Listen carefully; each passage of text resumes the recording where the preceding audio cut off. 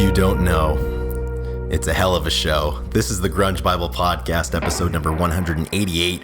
My name is Chris Salona, and I am joined by Ethan Shalloway, and we're back again for, finally, it's here, the I Want Blood Grunge Bible album review. Ethan, how are we doing today? Chris, it's nice to be sitting here across the interweb talking to all you wonderful people out there. Thank you for coming along and listening to the Grunge Bible Podcast. And how am I doing today? Well, I'm doing all right. It's the Friday, October 25th, and we're getting this in right before the weekend, which I'm thankful for. We almost did it a few days ago. But this morning I had I worked this week, and, work never goes as planned. So, it was a battle. We're always battling. You're always battling something. And but this morning I knew I had to take my car to the shop to get the brakes worked on, because I was hearing it. For a car too.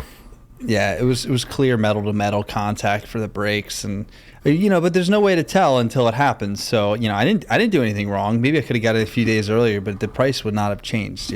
Has it ever happened to you that you've been able to replace your brakes before you wear the rotors? Because I still haven't been able to do that yet. No, I don't think it's possible. For me. Yeah.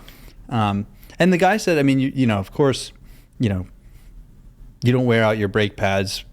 Well, it depends on your use, but it's like 50,000 miles. 50 to 70 is like rotors and brakes. So my car is 70,000 miles in, second owner, but the first guy didn't ride it that much. So naturally, like, this is the one time, if you have to replace them like 2 times in a car's lifespan, we're always at the point where it needs to be. You're always on the hook fixed. for it. Yeah. Yeah.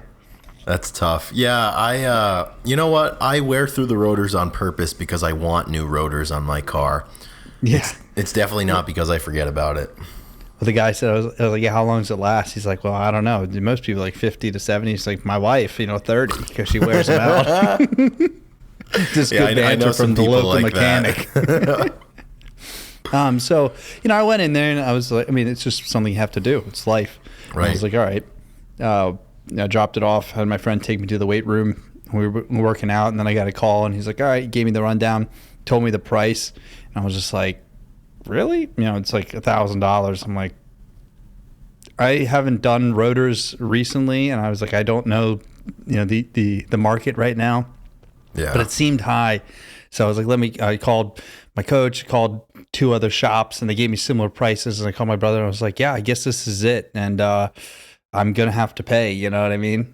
And it's one of those things, you have to do it. So, of course, there's a few other things, but, I feel good about it. It just happens, but whew. Yeah. It's just, we pay our debt sometime. Yeah, dude. You got to have brakes in life, so you got to fix it. You do, or else you'll go off the rails. Yeah, you'll go off the rails, exactly. Yeah, can't be having that. Yeah, that's a tough way to wake up in the morning, even though it's expected. Nobody wants to wake up in the morning and spend, $1,000 on something that's not fun. It's like when you go out to dinner and you got 10 people there, and someone's picking up the check, and you're just appetizers. Someone has to pay. And you get to the end of the line, and it's like you got this big bill coming. Like, do you want dessert?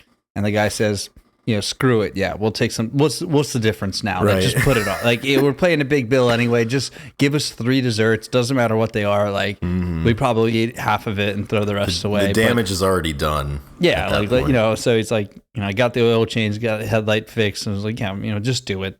Yeah, it is what it is. And so, I'm doing fine. I am. You're doing a remarkable job handling everything that's been thrown your way, I would say. I do. Some people, as George Strombolopoulos said, like, some people can live in chaos. And chaos is easy for some people. Chaos is easy for some people, and it's pretty easy for me. There's another level of chaos that I'm luckily I'm not there. Yeah, hopefully we don't become privy navigate. To that level of chaos. But no, all things considered, I'm happy to be doing this. I think it'll be a good episode. I listened to I didn't, as we talked about in the last episode, in the episodes before, I didn't want blood, right, for the last 2 weeks, and I feel like, one of Jerry's prerequisites to the album was like, you need to want blood if you're going to enjoy this. So there's a time I was like, Chris, I don't want blood yet. We haven't listened to it. I was like, I don't know if I want it. But after this happened, I really felt an urge. So I was like, I need blood and I want it. So I took it to the weight room. I listened to it and I had a lot of, good thoughts about it. And I actually compared a lot of it to my time going to get my breaks. So as we go through the each song was like we'll get like a play-by-play. Yeah, each song was first like quote. He's calling the second shop. Exactly. So like, all these throw me a line and let it be or let it lie. And it comes like it all ties back into getting your brakes fixed on your car when you have to pay money. So we'll get into that in a little bit, but how are you doing, man? I'm good, dude. I am. I'm up visiting my girlfriend, so we've got the inaugural culinary edition of the Grunge Bible podcast. I'm sitting in a kitchen. Drew is probably really pissed at me because my audio is really echoey, and I didn't consider the fact that the kitchen is probably one of the most echoey rooms in the house. But once I set up, Ethan, you asked me, you're like, could you do it in another room? And I mean, the answer is yes. Say that. Yeah, the answer is I definitely could, but I was already set up and I was committed to it. So we've got the culinary edition. We also have a throwback to the old days of the Grunge Bible podcast. I'm entrusting the very reliable Blue Snowball microphone that we recorded the first, 135 episodes on. So it travels well, it travels lightly, and hopefully it doesn't sound too bad. Other than that, I'm good. Similar to you, the album came out on the 18th, I think, and I was on a flight that morning, and I tried to get into it a little bit, but my flight was at like 6 a.m., so I was like landing for my first connection. I was blasting it getting off the plane in Philly, and it hit for a little bit, and then I tried to keep the train rolling, but it wasn't feeling right. So then earlier this week, a couple days ago, I started getting back into it, and I luckily, we both got a solid listen in earlier today. You doing your breaks, me in the gym lifting. I think my circumstances might have been a little bit better, and I'm excited to talk about it. I think I think I wanted it from the beginning. Like I was interested in seeing what blood was all about. But now I really want it. So I'm happy that we're here. But yeah, man, I'm good. It's Friday that we're recording this. Got a weekend coming up, which is really nice. I'm looking forward to that, and right back to it soon. That's awesome. Yeah, I mean, it's not really. I wouldn't consider it a flight album, something that I would listen to. No, I forced trying to the relax issue. on a flight. Yeah, I jammed the square peg into the round maybe hole. Maybe when you're going through security and stuff, but you kind of also have to be on your toes, and I tried may not be the best place. Yeah, I tried to be really strategic with my deployment of it. So we landed in Philly, and I had a little bit of a tight connection. Yeah, I had a little bit of a tight connection. So I was like, okay, like it's time. Like we're taxiing to the jetway now. Like I'm dropping the needle and playing this sucker so I can get to my connection. But it ended up not being that close at all. And then I turned it off, got a coffee, and went about the rest of my day. So I had a little, it served a purpose for that like 20 minutes or so. And then I finished it off. And I've gotten a couple of listens under my belt. But I just, this album, the more I listen to it, it only fits for a particular time, I think. And this is not one that, you could listen to at any time of the day, really. So I wouldn't say a lot of Jerry's stuff you can listen to like in the morning or like late at night when you're going to bed or, having a slow evening. But I mean, we talk about it a lot. Albums have their place, and sometimes you put it in the right setting and it makes so much more sense. Like the Positive Forces of the world. Last night I put on Bon Iver's like newest EP, Laying in How Bed. Is that? It's great, dude. Is it? Great. Okay, cool. Yeah, I mean, in that moment in time, I loved it. I mean, so I'm a huge Bon Iver fan. Like, it takes me right back to high school because I listened to a ton in high school and like got into him, and their first albums were just amazing. And like what he's done on his albums, and like some of the weirder stuff, like I a Million or whatever it is. I mean, it's very creative and it's very comforting, and I love it. I really do, and I think I'll always like it. And so he did some stuff he just has a sound that is like very comforting. So yeah, the new stuff, like it's good. It's really solid. Does it stack up to the other stuff? I mean, yeah, sometimes. Sometimes it doesn't. Well, that's the thing, and we don't have to always be comparing them to the other stuff. And they come in. I mean, Christ, for Emma Forever Ago, I think that came out in 2008. So I mean, it's closer to 20 years old than it is 10 at this point. Like, and that album is flawless, and in my opinion, it's so good. Yeah, really, really great stuff. Bon Iver, like one of my all-time artists, no doubt. Yeah, 100%. So before we get into the meat of the episode and the This Day in Music, which we could talk about, we will, we have to thank the people that support us. So to all the people that are a part of our Patreon subscriber list, thank you so much for being a part of this, just giving us a little bit of motivation every time we need to do it. You know, there's just somebody back there just saying like, hey, keep it up. Good job. That's all we need sometimes. I mean, the little compliments, they go a long way. So if you're out there and you subscribe and you give us $2, $5, or $10, those are the 3 tiers. Thank you very, very, sincere thank you from the both of us. I mean, yeah, absolutely. I don't know why you'd want to, it's like, why you would want to give to us, but like, it's essential. We need it. So it's hard hitting content. That's why they want to give us money. And I'm very pleased to say, since the last time we all chatted together, we have 2 new members of the Patreon. So it's been a while since we've had 2 speed in a week. Yeah. So we gained. We threatened Lana last week to join.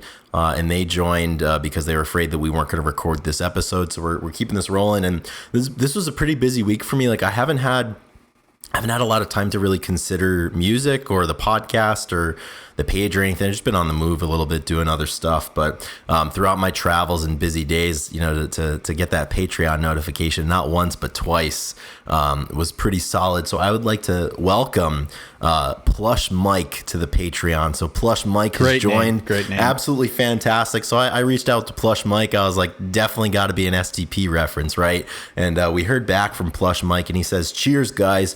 I was on the fence about using my real name or my call sign from the long ago internet days. Definitely a nod to STP. The reason I finally joined came down to a bit of you guys continually asking for help and the possibility of selecting a show topic. Plus, no use to leave your gloves in the octagon this week, which I love that a lot. He says, I do enjoy the show, and lately I've been playing it on YouTube when I work remote. So, it's cool all the little ways that this show can fit into people's lives. I mean, we've had people that, they put their child in a stroller and listen while they're going for a walk. There's people who work, people who work out, people who are driving, every single facet, I think, of somebody's day, we can fit in somewhere. So Plush Mike, welcome aboard. You had some good banter about some topic ideas, and we're going to get to them. We've got a Lana's idea that we're going to be working on here pretty soon. We've got Plush Mike, and then we also have a top tier, a new contender in the top tier. And I would like to welcome the Michael Dooley Project. And this one is really cool. So Michael joined, and as far as I understand, very recently began listening to the podcast. And at this point, we have, 187 in the bank. Those soon to be 188. So Michael Dooley Project has been kind of popcorning around to different episodes. And he's been doing something really cool. He's been dropping us a line every single time he hears an episode that he really likes and offers some thoughts. He was listening to I think it was episode 5 when we had Drew on for the first time talking about what engineers do. When Drew really enjoyed that one. Yeah, exactly. He was in space. But anyways, Michael wrote us in and he said, what prompted me to join the channel or the Patreon was just the fact that there's 2 guys putting out this show every week for people like me to enjoy, or maybe take a trip back down memory lane for a touch and talk about the music that had such an impact on me as a person, and still to this day it does. Basically, I decided to join just because this is a topic I'm really into, and I just felt like being a part of it, and I feel like that is the best way to help out. And Michael went on to say, so much of what you guys say is agreeable and relatable to me, so it's nice to listen to your conversations as I walk along these crisp bottom sidewalks of late. I think he meant autumn. He was doing a voice text. Who knows? I like the bottom. Exactly. The like rock bottom in SpongeBob or something. Bottoms of the sidewalks. Absolutely. So many times I just want to join in on the conversation because these topics discussed are so close to what I think about. I've always been into music of this genre as I grew up during those years, and and have a plethora of memories associated with the music and the lore, and just the life that all of this music has given me and so many other people around the world. I have 3 sons ranging from the ages of 13 to 20, and they are all really into the grunge thing, and it has been fun to discuss with them some of the things that I end up hearing and learning about through this podcast. You will hear from me again. So that's awesome. Mike, I just hit you back before we started recording this episode. Definitely excited to have some conversations about some old episodes and hear your thoughts, and really, really thankful for your support here that will allow us to keep doing this show. We probably need a power ranking for our best episodes from Mike. Yeah, I think that'd be pretty great. Yeah, once he completes the discography, the definitive ranking. Yeah, I mean, so, okay, this is a perfect example. Like, I needed those 2 reviews. You know, I needed the people to show up, but I also needed them to say, like, you know, dude, I mean, they threw us a line. You know, we were out in the water and they threw us a line, and thank God they did, you know, and simple stuff like you said, you know, just a couple guys talking about a conversation, and I wanted to join in. And that's what this is about, you know, a space to talk about music. Everybody kind of thinks about it, don't know where to talk about it, don't know who to listen to, and I think we provide that, Chris. So kudos to you. Kudos to us, Ethan. We're doing great yeoman's work here. So Michael Dooley is now going to be able to be mentioned every single week because we name our top tier Patreon supporters every week. So he joins the growing roster of top tier supporters, and they're Kara K, Black Hole Sean, D-Boat, Doug Endy, Down on the Hole, Flat Out Fucked, Eddie Vedder got me through my second divorce, Fuck Soup, Gochu John, Apona, Jade Mercado, Carlene Salona, Jamie Lynn, Keith White, King Buzzo Stole My Hair, Michael Dooley, the aforementioned Michael Dooley Project, Millie, Nikki Six, Pile of Punk, Russell, Sherry Matthews, Seattle 4 Fanboy from New Jersey, and What the Fuck is Up, Denny's. So thanks everybody for sticking along. We're trying to keep this thing on the rails. Yeah, dude. I think we're doing it, Chris. I'll tell you, it feels really good sitting in the afterglow of knowing that people are actively contributing to the Patreon. Yeah, absolutely. Like I said, these reviews really do brighten our day, just like the pod brightens yours. So keep writing them, keep chiming in, and we'll do our best. Okay, that puts a button in that. So let's go to This Day in Music. So before we do this, you know, each week we kind of peruse and look for stuff that's, I guess, worth talking about, right? And that's kind of what I want to bring up right now. Like, what do people want to hear about more? Do they like hearing about the charts, or do they like hearing about the random rock star that got held for cocaine possession? You know what I mean? Like, what? Because there's a lot of both of those things going on. Like, every day in history, there's always a chart thing, and there's always somebody who got pinched for cocaine possession. Yeah, or some content that didn't happen, and people are getting audited, or, you know, something random. And, like, it's like, oh, this isn't significant enough. But then I'm like, at the same time, this is just an opportunity for us to talk about something in music, you know. It's like a free topic. And like last week, I mean, Judge Judy came up and we talked to her, and she was a whole episode. We did 20 minutes on Judith Scheindlin. So with that being said, honorable mention though, and I think we maybe talked about this last week, I'm not sure, but October 24th, 2000, Linkin Park dropped their debut album, Hybrid Theory. And, you know, they've been in the news, and we've been talking about them the last couple of weeks. And I saw a great video of Linkin Park practicing and kind of before they released it. And it was super young, Chester and Mike and the guys. And it was like awesome. And they were talking about, like, yeah, we want to be like a hybrid of rock and rap. And like, that's the whole point of Hybrid Theory, is to bring a type of music that no one's ever heard before and do it differently. And I really do think they accomplished their goal with that. I mean, that album and them as a band is very unique, and, you know, they very totally important did. to a lot of people from that time. So, you know, shout out to the Hybrid Theory lovers of the world.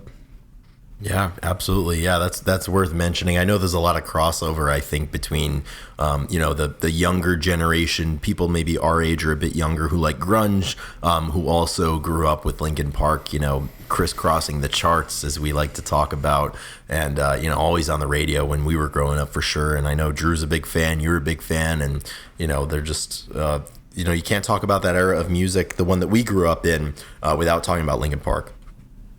Oh, yeah. So we'll go birthdays first. Sometimes we do birthdays and then other stuff, or death days. So in 1969, October 28th, 8th, Ben Harper was born. And Chris, what do you think about Ben Harper? I like Ben Harper. I like him. I think I think he's a little underrated. He's got this like Adam Duritz vibe that I think is really cool. I watched a video of him and I was just like, that's right. I almost forgot about him. But Ben Harper is kind of a really good songwriter. Yeah, and I think he really he has a home in so many different genres for sure. And he's been involved in so many different musical projects. He's got his band, I think they're called the Innocent Criminals, and he's been active at this point for over 30 years. And he's got some really, really solid songs. A couple of my favorites. He's got a song called "Learn It All Again Tomorrow," and then "Walk Away," which is just like a really, really sad song. Like when I was like sad boy in my bag in 2020, I listened to a fair amount of Ben Harper, which was super cool. He did a lot with I think the Innocent Criminals. They, for a while, in like the early 2000s, mid 2000s, they would open for Pearl Jam relatively frequently. And during that era, Ben used to come on and sing "Indifference" with Eddie Vedder, usually towards the end of the show. So definitely some crossover here. Really, really solid musician for sure. So happy birthday, Ben. Moving up 20 years almost. Frank Ocean was born in 1987. And Frank Ocean is, another really unique creative artist that I've listened to his stuff like just a little bit. I think he does quite a bit of producing, correct? I think so. He's got his hands in so many different artistic ventures at this point. I think it's been a while since he's put out any music. His last album, I think, was in 2016. But similarly, like I remember high school and college, like there are a lot of people, whose musical tastes that I really respect and admire were big into Frank Ocean, and he definitely had a big impact on a lot of people. So I've never really taken a lot of time to listen to Frank Ocean. There's so much to take in. Yeah, there's so much music, man. there's just a lot of it. But it's cool to kind of highlight these two guys on their birthdays, and just a really integral part in their music scene, and or what they made a music scene, and people, there's so many people that are involved in high levels that you probably don't think about very often. So happy birthday, guys. Happy birthday, Ben and Frank. Ethan, I like the way you divvied up this day in music. So we had the album, we had some birthdays, and then now we can commemorate the death of the Killer. On this day in 2022, Jerry Lee Lewis died at age 87. So he was one of the original, I guess, standard bearers of what would become rock and roll. Had some overlap with a lot of the guys of that era. I can't remember if we were if we talked about it or if we cut it from This Day in Music a while ago, but notable for his musical contributions. Also was the center of a great controversial, and rightfully so, event when at age 22 he married a 13-year-old cousin of his named Myra Gale Brown. I don't know that Grunge Bible Incorporated stands behind that. That's a little fucked up. And his career was kind of halted for a little bit after that. No stranger to controversy, and I'm reading this for the first time. No, I didn't know that in 1976, the Killer also accidentally shot his bass player in the chest while he was playing around with a loaded .357 Magnum. So I guess maybe he wanted to put some emphasis behind his nickname, the Killer. Yeah. I don't know, man. This is one of those. This would be a lot to separate the art from the artist here, with marrying a 13-year-old and then shooting your bass player. But I read the last part, and I was like, we're gonna put this one in there because if you accidentally shoot your bass player in the chest, like that's just rock and roll lore that you don't get from everybody. And he was the Killer. He had the songs "Great Balls of Fire," which everybody knows. At some point, and I don't know, one of the original rock and roll guys. I don't married 7 times, and the 13-year-old was his third wife. He was on his third wife at age 22. Wow, that's fucked. Talk about indecisive. Talk about seven incestuous and salacious and a whole bunch of words like that. But it's a different time back then, I guess. I guess I can't believe the fact that, like, you know, you're a popular musician, and first of all, you marry your cousin, but you marry your 13-year-old cousin, and the fact that, like, he wasn't blackballed forever for that, and the fact that I guess he was able to marry his 13-year-old cousin, a different time and place for sure. Yeah, like, I mean, they're just as complicit in this fuckery as Jerry the Killer, Jerry Lee Lewis was. I wonder how long they were married for. They were married from 1957 to 1970. So is that 23 years? 13 years. You said 37 to 57? 57 to 70. Okay, yeah. Yeah, that's 13 if my math is correct. Nevertheless, that's enough. Yeah, nevertheless, you know, just a little fucked up marriage talk for episode 188 of the Grunge Bible podcast. Maybe we'll get back to that in history, episode 288. You know, we can't omit it. You know, we just have to say it. Yeah, man. So those are the births, those are the deaths, and now let's get into the other section for everything else that happened on this day in music. Ethan, I'll pass this one back over to you. I think we should probably maybe rapid fire through some of these because I think there's a lot of them here. Yeah, I put them all in there. I mean, you know, it's one of those things I was just like, you know what? We'll just throw it in there. We don't need to say much about it, you know, but it is interesting. So I decided to put it. So in 1957, other golden age rock and roll guy that we've been talking about quite a bit, Elvis Presley. So after a show at the Pan Pacific Auditorium in Los Angeles, local police told Elvis Presley that he was not allowed to wiggle his hips on stage.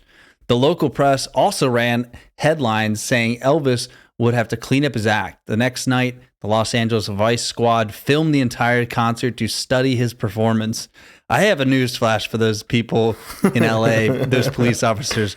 They would roll in their grave if they knew what was going on stage now. So here's the thing. Elvis is moving his hips too much. He's just too much. And like too much sex appeal from the king of rock and roll. As soon as we finished the Jerry Lee Lewis thing, I was like, there's no way we're talking about this again. But I can't help but point out that in 1957, Elvis was chastised for moving his hips and being too sexual on stage by moving his hips. That was the same year that they let Jerry Lee Lewis marry his 13-year-old cousin. So like the hypocrisy that's going on here is absolutely unbelievable. Like focusing on all the wrong things. Like, hey, you better not move your hips too much. It's getting everybody excited. But hey, go ahead, marry your 13-year-old cousin and just groom them and like, you know, what are we doing here? Good catch on the same date right there. That's incredible. The hypocrisy and the punchlines write themselves, man. Yeah, we've been doing a lot of Elvis talk up here. So once again, if you want to hear more of it, I'm sure there's more to talk about. But it's probably more in the story. Oh yeah, there's always more to the story. Let's kick it forward to 1972. On this day in 1972, the United States Council for World Affairs announced that it was adopting "Joined Together" by The Who as its official theme song. I think there needs to be more agencies and organizations that anoint songs as their theme song. I love it. I think we got to bring that back. And one of the main reasons we had to put this on here is because that they passed on using "Come Together" by the Beatles to use "Joined Together" by The Who, which is a pretty big. Right. That's a pretty big, because like, and there's a bunch. There's of course there's Beatles stuff. They had a movie showing, or they played a concert, and there's a lot of UK charts and stuff. But today's about The Who and Joined Together, and I love the idea of theme songs for like, you know, nation's Council of World Affairs. It's great. Yeah, that's some fantastic stuff. That's a mythical pull. Okay, so this one was just so random. I was like, what? I saw it. And so in 1997, REM drummer Bill Berry announced that he was leaving the group after 17 years to become a farmer. And that's it. Like, the children yearn for the mines and the drummers yearn for the fields. He's like, guys, I can't take it anymore. I'm going to the fields, and that has to be the old times. Like whatever way we choose to wrap up the whole Grunge Bible experiment in our lives, I hope our exit strategy is as obscure as that. Yeah, it's also so simple. Yeah, we're gonna need something like that. Let's blast into the new millennium. On this day in 2001, Afro Man began a 2-week run at number 1 on the UK singles charts with his song "Because I Got High," a song discussing how cannabis use was degrading his quality of life. And Afro Man lives on in various sections of the internet. He's got a lot of songs like that. This is the big one. Yeah, back in the day, dude. Because I Got High was such a, it honestly probably got a lot of people into weed and in high school, and was something to talk about and sing. People love to like rap it, and it's very interesting. But it's interesting because the song was actually about how he said it degraded his quality of life by smoking, which I'm sure a ton of people that listen to it would not agree with that. So I thought that was really interesting, and that was a really big song for that section of time, and it's cool to point out. Absolutely. All right, moving to 2013. Interesting enough, this is about the New Zealand singer Lord, who I thought it was really important because she's only 27. It feels like she's been around and she has been around for over a decade. Currently 27, wow. Because in 2013, she topped the UK singles charts with her debut single Royals, which a lot of people probably recognize that name and song, making her the youngest solo artist to score a UK number 1 since 15-year-old Billie Piper's Because We Want To in 1998. 16-year-old Lord was signed to Universal on a development deal at just 13 years old, not married, but she was 13 after not married to one of her cousins sent them home recordings of her singing Duffy and Pixie Lott tracks. So 16-year-old, 13-year-old being signed, but 16-year-old number 1. I remember the song. I remember it being huge. Did not realize that she was 16. That's just absolutely, I mean, Billie Eilish is probably still like 21. You know what I mean? Like the people that are like make it big when they're young, it's like time. It is crazy how much of a career they have by age 26. Like a 10-year career, basically. Oh, unbelievable. Man, meteoric rise. Good for Lord. Yeah, absolutely. Good for Lord. We've got one more entry into this day in music, and the return of the king here. On this day in 2016, Elvis Presley broke the record for the most number 1 albums ever by a solo artist. The late singer's new album, new at the time, called The Wonder of You, beat competition from Lady Gaga and Michael Bublé to become his 13th album to top the charts. Now Elvis and Madonna, they were tied with 12 chart topping albums, and Elvis said enough is enough from Beyond the Grave, and directed the powers that be to put out this album in 2016, and the king from takes the crown, dude. But as Jerry Cantrell says on the I Want Blood album, you only rent the crown. Elvis apparently didn't get that memo. He's taken that thing to the bank and to the grave. Dude, it's like, it's like when you're falling off the map when you're playing Super Smash Bros. And you like send up like a Hail Mary, like, turnip or whatever, and it hits him, or Yoshi's like shell and just explodes before you die, and you get the number 1. I mean, I thought it was important. I mean, so he holds charts are, obscure, whatever. But dude, he holds the number 1, he holds the title for most number 1 albums. That's kind of substantial. That's like championships in sports. Like, will it ever be broken? What's fucked up though? And if somebody does, he's gonna release another album. Dude, apparently, just in his lifetime alone, Elvis released 57 albums. There was somebody else on here that was like, wow, Stevie Wonder's 15th album. That's a lot of albums. That's what they did back then, though. Like Elvis, and of course, everybody knows, I think a lot of people know the story about how, like, he signed those deals with his manager, and they fucking, these guys are putting out like 4 or 5 albums a year, and there would be like one halfway decent song and then just some filler.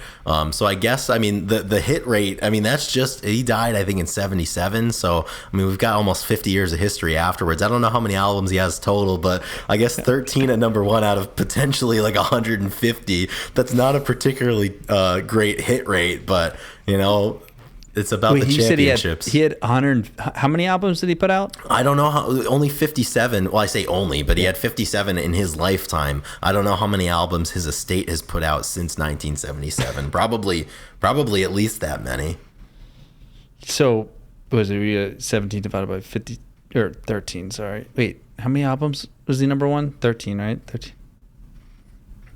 Okay, so I'm looking it up right here now. So that's 22% of his albums were number one, dude. He's almost. But it's not the whole story. absurd. So apparently, and this is not a great source. This is just a random Medium article that I found. That's fine. Apparently, Elvis has likely released more than 400 albums. What? Wait. Oh my gosh. So I That's mean just- the that's just rate. crazy. So 13 out of 400. I mean that's not that great. Somebody out there has listened to every song by him. Yeah, man. There's people that will only listen to Elvis out there. That's like I was talking to my roommate and he watches anime and I was like, so what do you watch? I was like, what's the longest standing anime you watch? And there's one that he's watching called like The Piece or The Note, something anime people will know, but they're on like episode 1100 or something. He said he's watched them all and I was like, oh, jeez. It's a lot. I don't know, man. That's That too is much. That's quite the commitment to something, but 400 albums, that is special. That's why he's the king. That's why he's the king. That's why he's the king. His percentages go way down if it's 13 out of 400. Yeah, it's like a 3% hit rate or something. But hey, he has more number one albums than I do. So that's it for this day in music. And 35 minutes in, let's get to Jerry Cantrell's new album. That's what it's all about. I Want Blood. Exactly. We didn't even really complain that much this time either, and we still burnt 35 minutes. Yeah, we went easy on it. Went easy on him. I mean, maybe it'll come, but for some reason, like the mood got better. Yeah, it tends to do that. All right, Ethan. Sometimes Friday afternoon pods can do that. Something about it. I got to know where I got to be right now. Right. Exactly. All right. Where should we start? I think let's just start with, we'll talk about I Want Blood and our general reaction to it now that we've had some time to sit with it. It's been out for, I suppose, a week and a half by the time this podcast comes out. It's been out for a week now at the time of this recording. So Ethan, what are your thoughts on this album, having had the chance to listen a few times through and, we've been following the Jerry Cantrell beat for a few years pretty intently, going back to the Brighton era of a few years ago. And this one, I know we chatted about in past episodes, hadn't really anticipated this one as much as we did Brighton. Maybe might not have connected as much with some of the singles that were put out before the album was released. But now that it's all out and we've had some chances to listen to the whole body of work, where do you stand on this one right now? Yeah, and I think we've done a good job of kind of prepping everybody, knowing who's on the album, what to expect. We had some singles, we talked about them. So, yeah, getting the whole thing and being able to listen to it through. My gut reaction was I listened to it and, and this is so when you get, there's very polar opposites with new music. You can either like say, it's the best thing that I've ever heard and like it doesn't matter what it sounds like, or people are going to be like, yeah, it's nothing like the old stuff. I don't like it. Right. But, there's got to be critique. You can't take everything. I mean, we love these guys, so it's easy for us to just be like, yeah, Dark Matter's the best Pearl Jam album that we got. But they've never been better. Deep down, everybody knows it's just not true. I mean, it's just, So for this one, my gut reaction is I've listened to it a few times and like nothing has stood out to me of like, and so the caveat is we've listened to it a few times, but like probably not enough to like just not enough to where things really stick for me. Sure. So it seems like a lot of the song it was one big, it kind of played as one big song to me. And when you break it up, I mean there is a lot of great stuff going on the album. I mean the music abilities are really solid all throughout, but a lot of the songs were, I feel like it's not a casual listen, and you're probably going to get a little bit more when you delve into it, but I think it could have been a little bit better with some of the like hooks and choruses to kind of like, I don't know, stick in my mind, basically be like an earworm. But Jerry is a great great writer, and he still is. And this is another, there's a lot of great examples on here of great ideas and creativeness, but at the same time nothing like blew me away from the album, and that's just the gut reaction from me, and it may change, but it's kind of how I felt. I think that's certainly valid. I agree with you talking about how there's just this growing trend in music, I think, where people will release, certainly people that have already established themselves as being very, very talented and having put out very commercially and critically acclaimed pieces of music. Whenever somebody puts something out, they're like, oh my God, they've done it again. This is the best thing ever. And I think we saw a lot of that with Dark Matter, which I really, really liked. And even with just like popular music too, you know, these musicians and artists and bands will put out stuff and it's either, you know, in the spaces where people discuss it, it's popular to either, you know, you have to say it's the greatest thing you've ever heard from them, or if it's not, then, you know, people just assume that you think that it sucks, right? But I think there is a middle ground for sure. And this one, I think it was really solid. Jerry's doing what he does best, right? I think a lot of these songs are really, really well put together. I kind of disagree a little bit with, I think some of the hooks and the choruses and the riffs are really solid. But in a similar fashion to you, and this is more of a me thing than it is a thing with the album, I just haven't really connected to it a bunch yet. Like I said, it kind of snuck up on me a little bit. Like we talk about it on the podcast, but like I wouldn't necessarily go out and, you know, jam the singles right after recording, or, you know, I was kind of listening so we could talk about them, not listening to really develop a relationship with them. And now that I've had the album, it's starting to grow on me a little bit. But yeah, I think it's a solid piece of work from an incredibly talented musician who has developed relationships recording with a solid band, you know, outside of his Alice in Chains partners. And, you know, the guys, as we talked about in a prior episode, they're getting back together. They did this. And I think it's really solid. And perhaps it'll grow on me more, but similarly to you, I'm not necessarily blown away by, you know, the album as a whole, or maybe even any of the songs in particular. I mean, I have my favorites and I have some high points of this album that I got excited about. I think the riffs were a lot of the best parts for me, obviously. Yeah. But compare it to Brighton. How would you stack it up against the Brighton album? It's hard for me to do that because I was so excited for Brighton. You know, it had been so long since Jerry Cantrell had released a solo album, and, you know, it was almost 20 years, I think. And then Brighton comes out, and I think we really followed the anticipation for that and really dug into the singles at the time. This one almost kind of happened a little too fast for me, just with what was going on, that I wasn't able to devote the time to it. So I think it's a great follow-up, and it's a incredible album for somebody at Jerry's stage in his career to put out, and it's got a lot of energy to it that, you know, despite him, you know, having been 30 something years down the road and making music, it doesn't feel contrived. It doesn't feel forced. I think it's really authentic from him, which is something that I really, really value and I appreciate. But yeah, I think I would place it, if I were to make a power rankings, I'd place it a little bit below Brighton. Mm-hmm.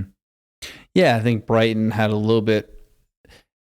little bit more authentic than this album. I mean, I think that this is still Jerry, but yeah, there was a little bit more diversity of sound on Brighton too. I think he really leaned into some of those country influences on there, which was a little different.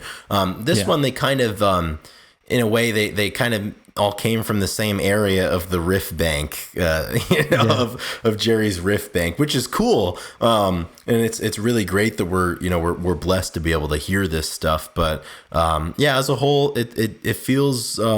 The album feels cohesive to the point of maybe being a little homogenous for me, which is not necessarily a bad thing, because there's some people that probably just wanted an entire album of like Jerry doing what you expect Jerry to do, which I suppose, you know, the time will come where that's what I want to, and I'll probably throw this album on and be really, really satisfied with it. Yeah, I kind of thought it would be a little bit heavier, like in nature. I don't know. Do you think it was all that heavy? Yeah, I think it had its points for sure. Yeah, I would say. I don't know. I mean, it's hard to. I mean, it's hard to consider, because this is Jerry, right? And this is the guy who made Boggy Depot and Degradation Trip, and, you know, some of the heavier stuff that came from this era in this area. So, yeah, I don't know. I don't know how I would answer that. But speaking of the record, you know. And we'll probably get into some of the songs and perhaps go song by song. But what are your standouts from the album now that we've had some time with it? I really do enjoy Afterglow, which is one of the singles, correct? Yeah, I think that was the first single. Or no, Vilified was Afterglow was the second. And so Afterglow, it's not very heavy, but the guitar is so sweet in the intro, and like the way that it sounds is it's very appealing. And I think it's like maybe it's mixed well, or it's just like very cohesive, and it just seemed like it's a really solid song. Maybe a little simple. I mean, I don't know. Some people, like we talked about earlier. I think you said that some other songs maybe have better singles, but I do really like that one. I think Off the Rails was really fun. It has a nice guitar. Yeah, the riff, the guitar work is really good all throughout the album. It has its times, and then I'd say like probably Throw Me a Line was really solid as well. And I actually do, Vilified as the opening track was is probably the one I've listened to the most. Yeah, for sure. Yeah, absolutely. That's the one that we've had the most time with. Talking about Afterglow for a second. Yeah, I would agree. Definitely a little slower. I think this is a really solid space for Jerry to be. There's a lot of room, I think, within this song for him to kind of move around with his vocal delivery, and also obviously with his riffs, and the way the music is played. So that real estate sometimes is really welcome, when it's contrasted with some of the, harder driving, higher tempo stuff on the record. But I'm right there with you. My two standouts for sure would be Off the Rails and then Throw Me a Line. Speaking of Off the Rails, it's probably... I love the riff that starts right from the beginning. It's a little chaotic, and it just kind of sets the tone for the whole vibe of the song, I would say. And I think the pre-chorus and the chorus of this song are the strongest, in my opinion, on the record. And it's one of those songs that I've listened through the album in order a few times, but I'll find myself, after I get through it, I'll go back and queue up Off the Rails again and get a second helping of it. And I get excited when it's time for the chorus to come along. I mean, case in point, I was in the gym lifting earlier today, and I had done that, and I was gearing up for, I was getting to the heavier clean and jerks of the day, and I put on Off the Rails because that's the one that I wanted to hear, and I maybe waited an extra 30 seconds on my rest so I could lift during the chorus, which is really, really solid. I think that one's for sure my favorite. But then, as I said, I think Throw Me a Line is super, super solid as well. It's kind of a little bit more ballady, maybe perhaps, but it's got that heaviness, and I think Jerry going to his riff bank. Obviously, I mean, I can only imagine how many ideas and concepts he's come up with over the years that are similar to this, that would just be so great to hear. But I love the guitar solo in Throw Me a Line. It's got a little bit of heat to it that I think it needed, and he certainly delivered with it. Yeah, I Off the Rails is so good, and it really does give you the pre-chorus is like a lot of triumphant kind of sounds to it. And as I'm thinking about it here, and we're talking, with Brighton, I don't know. I definitely was like, oh, this is a Jerry solo album, right? And this album definitely seems like a lot of stuff that they could have released with Alice in Chains. Like, I wouldn't be surprised if there was a lot of stuff they were working on for a new album, but then he's just playing music with some other people, and all of a sudden he's like, I'm just going to release it solo. And I can't help, and I didn't feel this way with Brighton, I guess, but man, what would this album sound like if Lane could be singing alongside?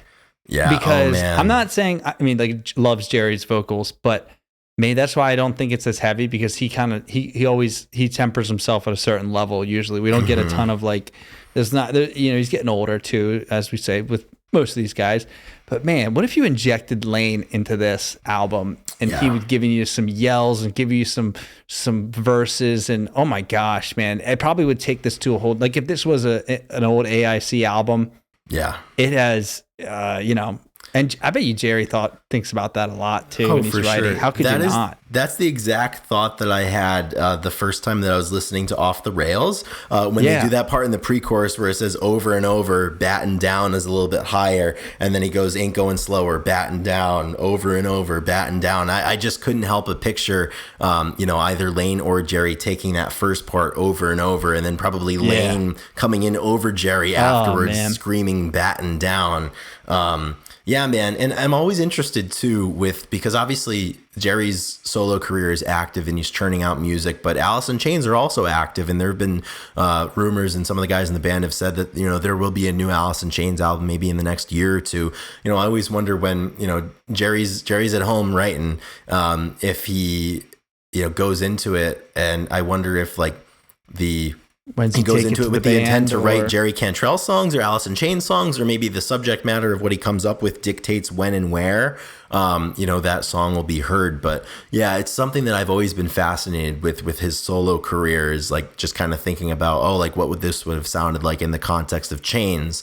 And it's always something that's really interesting to think about. But I had that thought a few times throughout this record. But I mean, that being said, I'm always impressed with Jerry Cantrell's vocals. I think people always talk about him, and we do too, as being the Riff Lord, but I think he deserves so much more respect and adulation than he's given already for how talented of a singer he is. And he's really, I think he's worked so hard at that over the last 30 years, and he still sounds fantastic.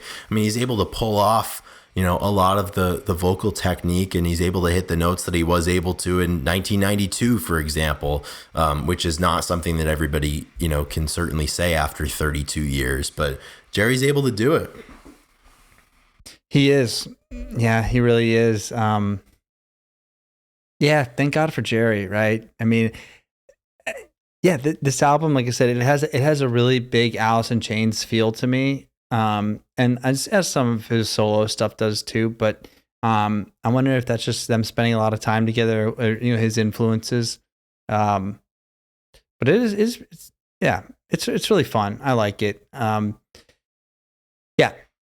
That's kind of end that train of thought. Yeah. Another thing that I wanted to talk about too is, we spend so much time talking about the riffs and the way the music sounds, but I was a little fascinated by some of the themes that I kept hearing lyrically on this album. It starts during I Want Blood. There's the lyric, and I think we mentioned it with the Elvis section, but he says, you only rent the crown.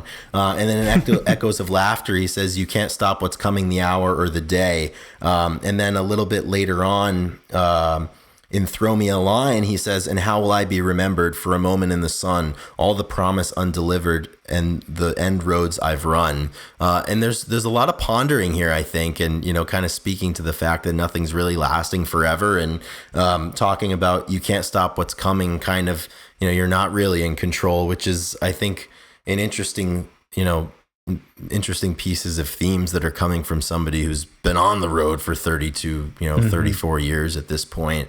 And it's interesting. And I never really considered Jerry Cantrell's lyrics that much with like the theme, because I'm always just so enthralled with the music and just the way his voice sounds, because I think he's got a great voice. But this one had me pondering a little bit, and it's just kind of cool to hear, a little bit of cohesion when it comes to that. Oh yeah, that's such a good line, dude. That's a really great line. It relates like, and I think like as just your time and space and history, no matter what you're doing, no matter what, like the King Elvis, like man, he was renting the crown. For and that one really hit me too, because we met because we were teammates and athletes together and training partners, and I think there was so much that I related to our athletic journeys, back in the day for me and you currently, when it comes to like trying to be the best you can. And when you get there, it's never a permanent thing.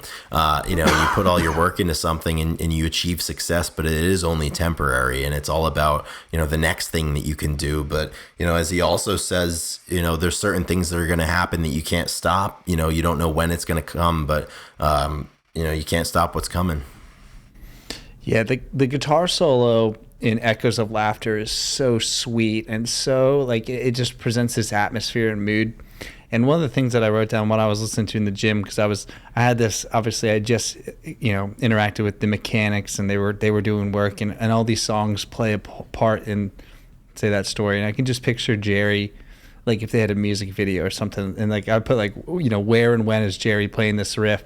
And you just see him with his long hair sitting in a rolly chair with his feet up at the desk at the garage, just made some kid pay $1,000, and he's just echoes of laughter, and he's just riffing. He's just sitting in the shop like riffing as his boys works on the car, and he's just like, he's just like riffing. And I'm like, and there's nothing I can do but sit there and let it lie. I'm just, yeah, I'm glad in the beginning of the day I was vilified, and then the guys had echoes of laughter in the garage as I drove away. Oh yeah, I'm glad you brought up the solo and echoes of laughter. I think at this point, I mean, when Jerry plays live, he's got his solo catalog. He always plays a lot of Chain stuff. I would be really, really interested to hear Echoes of Laughter live, because I think like that solo live would be really, really cool. It'd be really fun. There's just so much movement in it, and it's just really, really, really dynamic. One other song, I realize we're kind of popcorning around, and I think we'll probably just keep doing that rather than go back and go song by song, even though there are only 9. But I want to talk about the second to last song, Held Your Tongue. I was not expecting an a cappella Jerry intro for this song. The first time I listened to it, I just hear Jerry's voice. I'm like, did the band forget to start playing? And he takes that first verse like most of the way through, and then the band comes in, and it's just immediately heavy, which was something that I thought was really cool.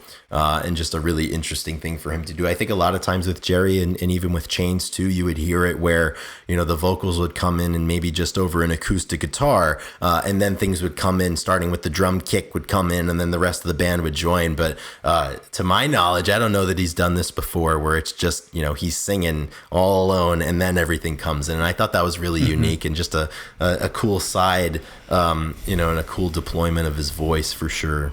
Yeah, I mean, when the writing process, he probably started with the vocals or something, and he was just singing, and he's like, you know what, I'm going to keep it just like that to start. That one's really, that one is really fun and solid. Yeah, it's funny on Spotify. That was another song that I couldn't help but think about how it would sound with Chains, and particularly from the Lane era. Like I'm just picturing, in those verses for Held Your Tongue. To get some harmonies going on. I think that would just have been so cool. Yeah, I'm looking at the numbers on Spotify for plays, and just because those are the singles numbers. Probably leading the way, right? Singles are leading the way. Yeah, Vilified's first, almost 500,000, and Afterglow and I Want Blood, and but the rest are under 100. And Held Your Tongue is at 58,000, and it's second to last only to It Comes, which are the last 2 on the album. So maybe that's just fatigue of getting through it all. But that, it's interesting to look at and see what the people are listening to. And I also want to point out for Throw Me a Line, the lyric, and we always, as we talked about it, it's always like, throw me a line, like I need help. But the actual lyric is, ain't no reason I want to get high, throw me a line some other time. And that's interesting. It's just you would expect that it was like, throw me a line and help me, but he was actually talking about like, throw me a line some other time. Like, you gotta let me, I want to get high. you gotta let me do this. And there are times in life where it's like, I don't want to be saved. Like, you gotta let me, make mistakes, I guess. That's how I read it. Yeah, and even in the bridge too, been so long, had me a real taste, twist my arm, show me your real face. And it just kind of continues on that, where he's just the subject of the song is making a decision, and they're not to be reached or contacted for a little bit because it's been a while. The last song on the album is not one of my favorites, and it's called It Comes. It's the 9th and final song. This is kind of like, I was kind of waiting throughout this. It's 6.5 minutes long. I was kind of waiting for a point where it would kind of jump up a little bit and get going. And it never really did. But I can't help but think about, the end of the song, the final vocals, the final lyrics are, I'm slowly drifting free. Let me go. It's all over. From the ragged company, we have tried. Time to say goodbye. And that's crazy, man. Like as the last the last portion on the last song. That leaves you thinking. Yeah, it's just a classic ender to an album. Kind of bring it down, keep it low, and as I was comparing everything to my car, this is the point in time where you leave the shop, you pay your money, and you're waiting for it to leave your account, and Jerry's playing this over top of you, and then you have to play Let It Lie, because once it's done, it's done. But it comes a time, Yeah, man. And just comparing and contrasting this one with Brighton, like It Comes as the final song, and on Brighton he chose to end it with an Elton John cover called Goodbye, one of Elton's songs. So I think once again, obviously, I think Jerry's really intentional about the sequencing of the albums, and I really, really appreciate that. And you can kind of tell that this one is really, really thought out. Yeah. Yeah, so, overall, in a nutshell, if you will, you get a lot of classic Jerry. The riffs are there. You get his vocals in a good way. Probably could be raised a little bit higher. Some of these, I wish they were a little louder. Not a fan of the mixing there, Ethan. The producing, the mixing. No, I don't know how to. I really don't know how to critique that type of stuff. Me neither, man. I just like complaining about it. Yeah, but it's one of those things where you want to hear it live. So then because there's a lot of bands and there's a lot of things where you got to see them live to really understand. And I think that this album live would probably pull out. You probably appreciate a lot more, a lot quicker too. Some songs. So I would agree. I think that's how it usually works. He's got some dates coming up, Ethan. I say we need the update is here. Yeah, I can't remember if we talked about it on the last episode or not, but it's going to be a tour from the end of January to the beginning of March of next year, of 2025, and there's 2 dates that are right in my wheelhouse. There's a gig in Portland, Maine, followed by a gig in Boston, Massachusetts, which I'm sure I'll get to one of them just because I do want to hear these live. But I think we might have talked about it off mic, but I don't see there's an Atlanta gig. There's a Raleigh gig, but there's nothing. I don't think there's a Nashville one this time around. But typically he did 2 legs of the Brighton tour, so maybe we'll get a second helping of Blood later on in the year, maybe a little bit closer to you. But yeah, this will be Jerry's. I think Jerry's in that range now where if he's gonna come around and play near me, like it's not even a question. I'm just gonna go. Because I've seen him. I saw him twice. I saw him both legs of the Brighton tour, and no disappointments at all. They were super fun nights, so might as well run it back. Yeah, and we've seen him. We've both seen him on that tour, and they play a lot of the Chain stuff. So if you were out there thinking that you'd want to go see Jerry, because I'm assuming the tickets for those shows that we went to were, not more than $50. I'm not going to break the bank. Not only that, this time he is receiving touring support from Filter, so that's huge. We're definitely fired up about that, and so Alice in Chains tickets are going to be more expensive. You'll see him in like the theater setting too, which Chains usually plays a little bit bigger venues, which the bane of my existence are like the outdoor amphitheaters. Most of them I think are so poorly done, except for the Greek, obviously, in Los Angeles. But my local amphitheater, the Xfinity Center in Mansfield, Massachusetts, blows, and I hate going to shows there. So I will love any opportunity that I have to see a band that I like in a theater setting or perhaps smaller. And I don't know where he's playing in Boston, but I'm virtually certain of the fact that he's playing at a venue called the State Theater in Portland, which is one of my favorite venues. I've been to, I think, 3 times. So I think it's going to be worth the couple-hour drive up to Portland to check that out. I think I'll probably do that over the Boston show, to be honest with you. There you go. That's awesome. Yeah, plans are being made.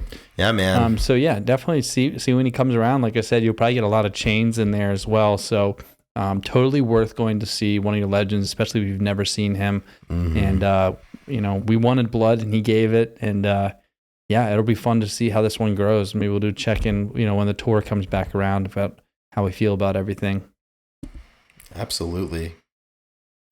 I'm just looking it up. I think I'm a liar. He's not playing the State Theater in Portland. He's playing in a venue called Aura, which is something that I've never heard of before. There you go.